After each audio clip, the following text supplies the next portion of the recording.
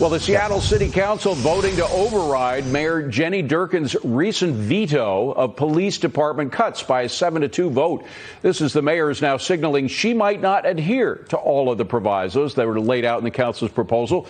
To KTTH radio show host Jason Rantz from Seattle. Jason, I just love your coverage of what's been going on in Seattle, from the good, the bad, and the ugly to the ridiculous to the tragic. It's all been happening in Seattle. And in a way, from my perspective, the worst is yet to come, because eventually the council is hoping to cut 50% of the budget of the police force. And then they say, where are the police? Are they serious?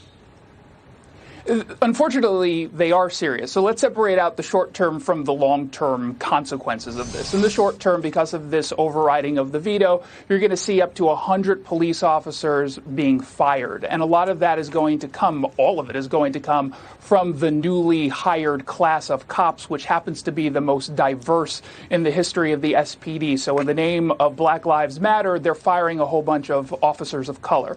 Number two, they're getting rid of the navigation team, which is a specialized police unit that actually connects homeless people in these tent encampments around the city with shelter, with resources. That goes away. And then one of the most petty moves, they decided, the council, to cut the salaries of the command staff. And this was overwhelmingly seen as just being vindictive and petty. So that's the short term. Long term is we expect to see crime go up. Right now in the county, we've seen over 45% increase in gun homicides, almost half of which have happened in the city of Seattle.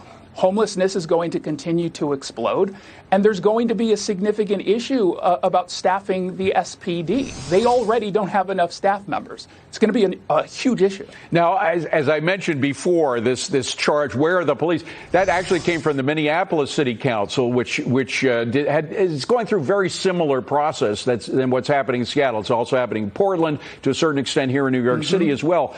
But, when they do so much to discredit, defund, and disrespect the police, and then the police quit if they can, or go on retirement if it's possible. But even if it's not possible, they're getting out, and then they ask where the police are. I mean, that's either insanity or stupidity, or a combination of the two. It's a combination of the two. I know this council. I can confirm it is, in fact, a combination of the two. And we've been having these problems for a while. So for the most part, when you dial 911, they're only going to respond to priority one calls, meaning emergencies that are happening at the moment that you're making the call. We have had a significant uptick over the past years in break-ins and property crimes. And when people call 911, they generally don't get a response for hours, if they get one at all. Unbelievable. And it's just going to continue to spiral. We have to jump, but I got to ask about businesses. How many businesses have moved out? And do you know of any business that in the past 6 months has moved in to Seattle?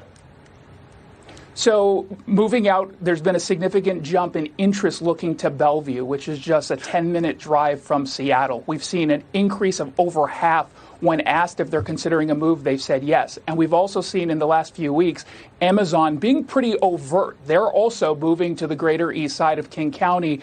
They just chose not to lease a office space of 180,000 square feet. Those jobs are being dispersed to the Bellevue and Redmond area. So they're not hiding this. They don't talk about it in the same way, but they're not hiding their moves. And it's being tied not only to this issue, but a recent payroll tax increase. Well, I got to tell you, a lot of businesses in New York are moving to Bellevue too, but it's a different Bellevue. If you know anything about New York hospitals, that's a problem that we share. I can't blame them. Jason Rantz, good to see you, my friend. Good luck. Good luck to you, and Thank good luck you, David. to Seattle. I appreciate it. Well, New York could